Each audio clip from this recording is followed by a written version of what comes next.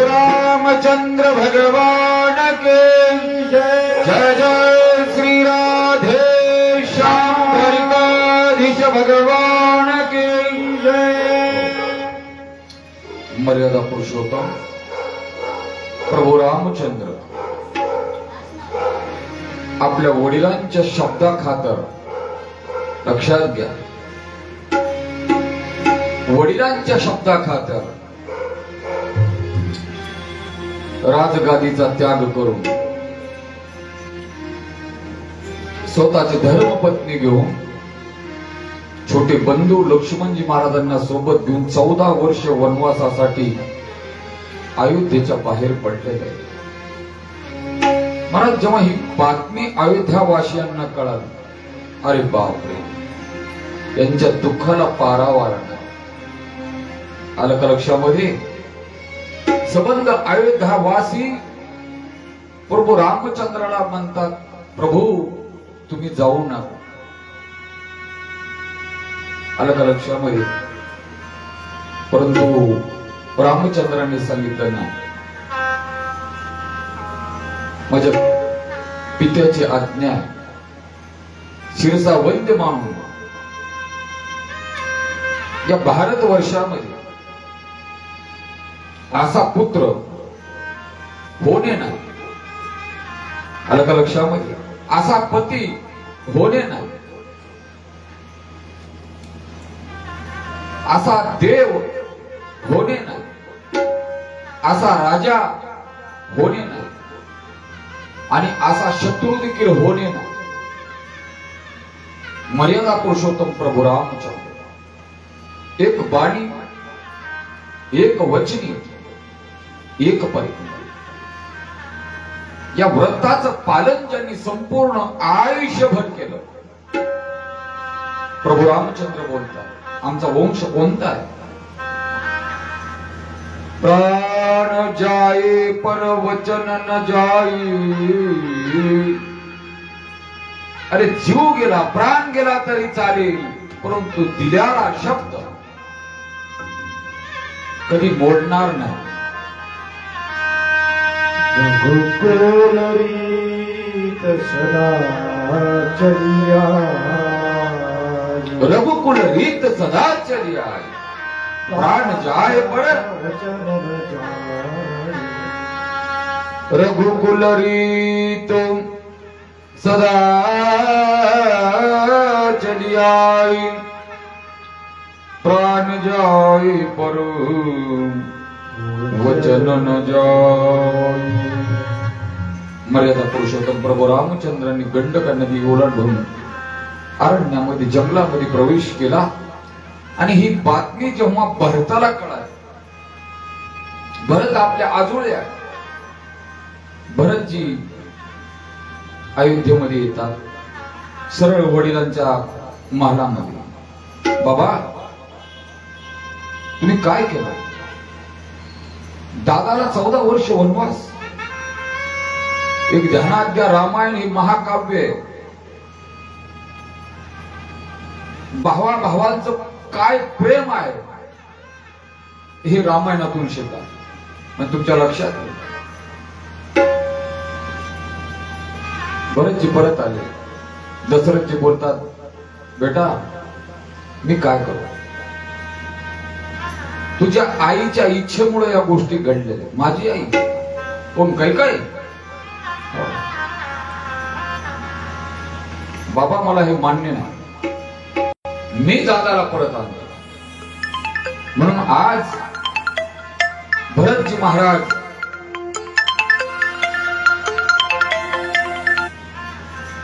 प्रभू रामचंद्राला परत आणण्यासाठी अरण्यामध्ये, जंगलामध्ये जात आहेत. पाठीमागे गंडकी नदीमध्ये प्रवेश केला भरताने. भरत हे साधू आहेत, संत आहेत. गंडकी नदी प्रकट झाली महाराज. माता गंगा आणि विनंती केली, भरतजी मी प्रसन्न आहे, वरम बोलूया, तुम्हाला जे हवंय ते मागा. गंगा माता बोलतात, जे पाहिजे ते मागा. भरतजी म्हणतात मला काही नको. आलं का लक्षामध्ये? थोडासा विषय तुम्ही श्रवण केला असेल का नाही मला कल्पना नाही. जीवनामध्ये अध्यात्मामध्ये मागणी हा विषयच नाही. आलं का लक्षामध्ये? साधू संतांनी याचं सुंदर चिंतन केलंय. काही मागणी ही आम्हा अनुचित, वडिलाची रीत जाणत असू. काही मागणे हे आम्हा अनुचित. आलं का लक्षामध्ये? काही मागणे हे आम्हा अनुचित, काही मागणे हे आम्हा उचित.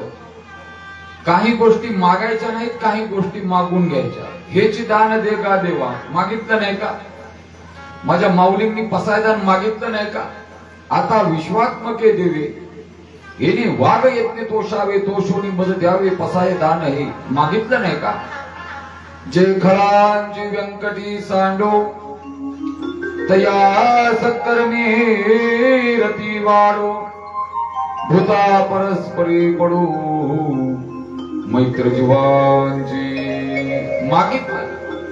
इथं भरतजी महाराज म्हणतात मला काही नको. माता गंगा बोलतात, भरतजी तुम्ही धर्म मागा, अर्थ मागा, काम मागा, मोक्ष मागा, मी देण्यासाठी तयार आहे. भरतजी बोलले तुम्ही म्हणता की धर्म मागा, तो धर्म घेऊन मी काय करू? ज्या धर्मामुळे माझ्या दादांना वनवास समोर आलाय, आलं का लक्षामध्ये? तो अर्थ घेऊन मी काय करू? ज्या अर्थामुळं माझ्या जीवनामध्ये अनर्थ झालाय. राज्य संपत्ती हे अर्थच आहे ना. त्या राज्यामुळं माझ्या आईने माझ्या जीवनामध्ये अनर्थ निर्माण केला. तो अर्थ घेऊन मी काय करू? काम घेऊन काय करू? माझ्या आईच्या मनामध्ये काम निर्माण झाला की माझं पोरग राजा व्हावं.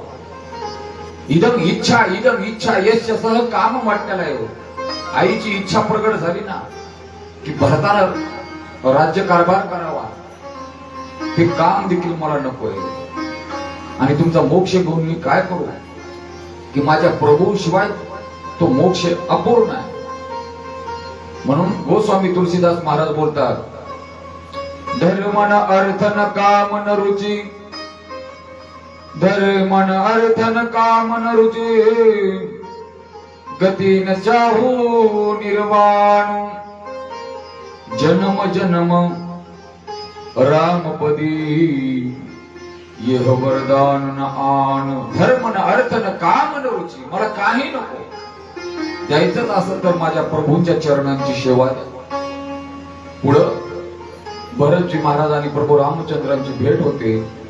विनंती करतात, दादा तू परत जा. प्रभूंनी सांगितलं भरताना वडिलांचे शब्द आहे, पूर्ण इतिहास सांगितलं. मग बोलले मी जाणार नाही, तुला परत घेऊन गेल्याशिवाय मी जाणार नाही, मी राज्य करणार नाही. शेवटी आज्ञा म्हणून, ज्येष्ठ बंधूची आज्ञा म्हणून परत जा म्हणून. जेव्हा भरतजी परत निघणार आहे तेव्हा सांगितलं मी जाईल, परंतु तुझ्या चरणांना साक्षी ठेवूनच मी राज्य पाहिल, मी गादीवर बसणार नाही. नंदीग्राम या ठिकाणी भेट झाली आणि प्रभू रामचंद्रांच्या खडावा पादुका घेऊन शिरसाबंदी डोक्यावर घेऊन भरताने आणून गादीवर मांडल्या. 14 वर्ष त्या पादुकांची चरणांची सेवा भरताने केली. हे रामायण आहे. आलं का लक्षामध्ये? पुढं मर्यादा पुरुषोत्तम प्रभू रामचंद्र अनवणी पायानं अरण्यामध्ये जंगलामध्ये अनंत लीला आहेत महाराज. माता सीतेचं हरण रावणाने केलं. रावण आणि जटायू यांच्यामध्ये घनघोर युद्ध झालेलं आहे. आलं का लक्षामध्ये? पुढं प्रभू रामचंद्र पंपा सरोवरावर येतात. ज्या पंप सरोवरावर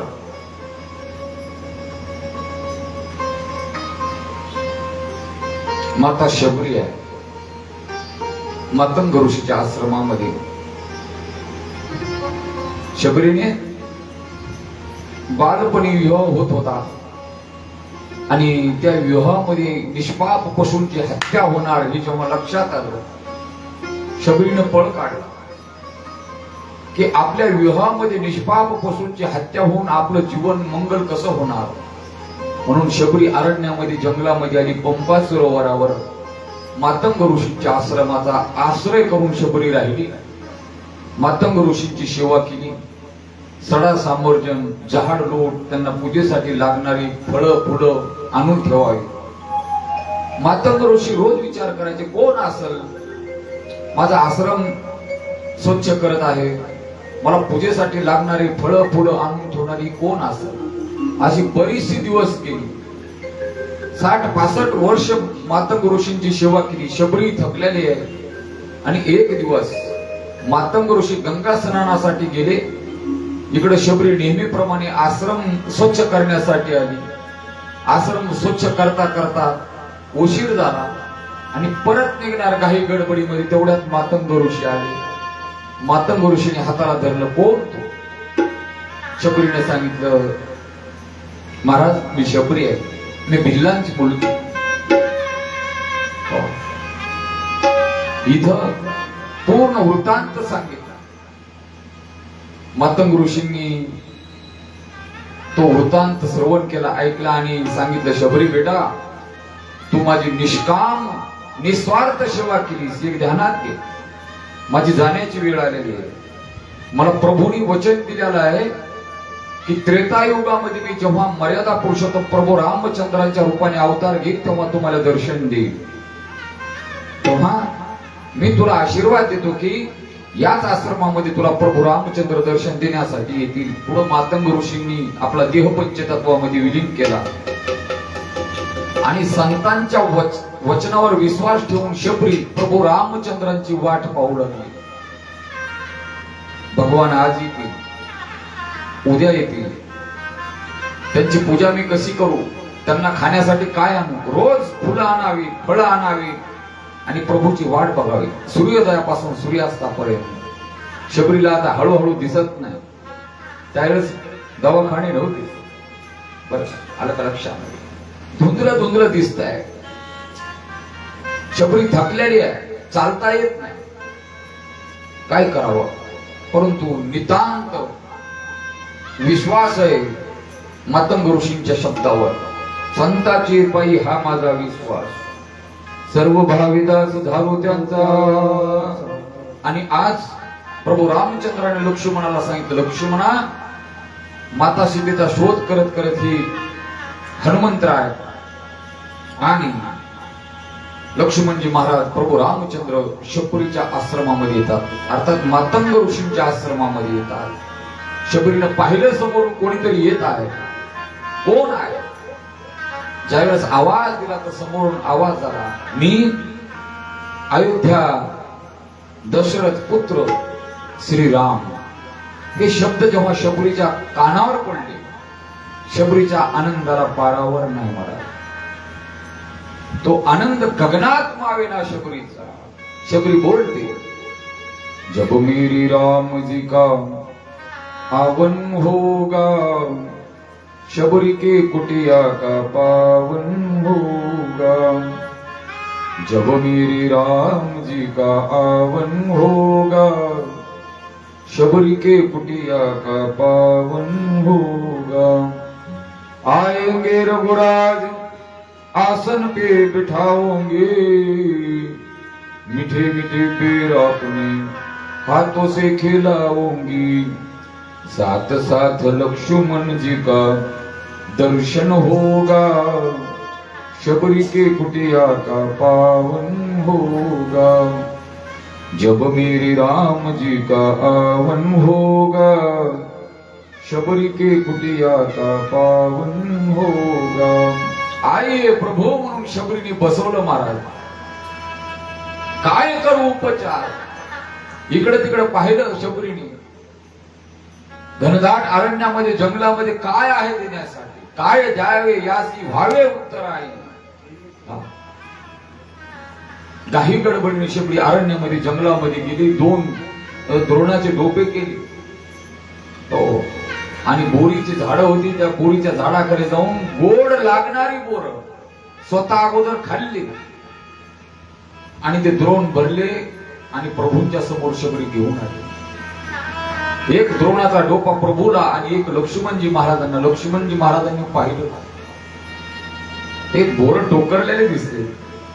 प्रभू असते, अरे खा. बर का, न खाताच त्यांनी बाजूला टाकून दिली. परंतु माझ्या प्रभूंनी त्या शबरीची बोरं खाल्ली.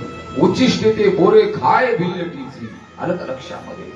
थोर प्रेमाचा भुकेला हाची दुष्काळ तयाला. ऐका महिमा आवडी, ऐका महिमा आवडी, ऐका महिमा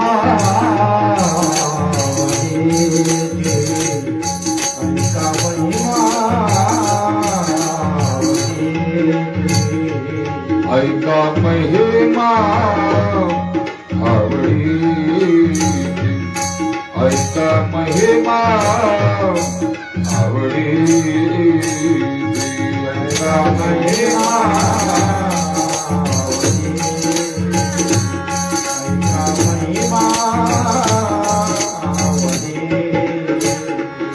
गोरे खाय भिल्लटीचे, गोरे खाय भिल्लटीचे.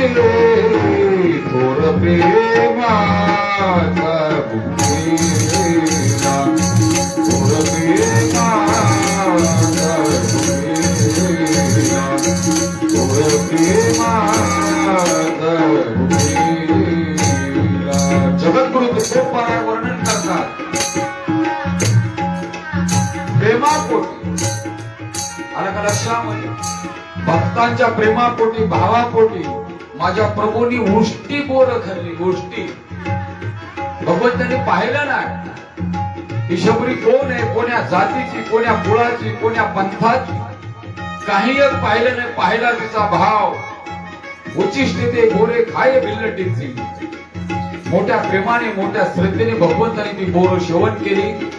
शबरीला दर्शन दिलं आणि प्रभू रामचंद्र पुढं माता सीतेचा शोध घेण्यासाठी किष्किंधा या ठिकाणी हनुमंतराय आणि सुग्रीवांची भेट झालेली किष्किंधा. आलं का लक्षामध्ये. रावणाचा राजा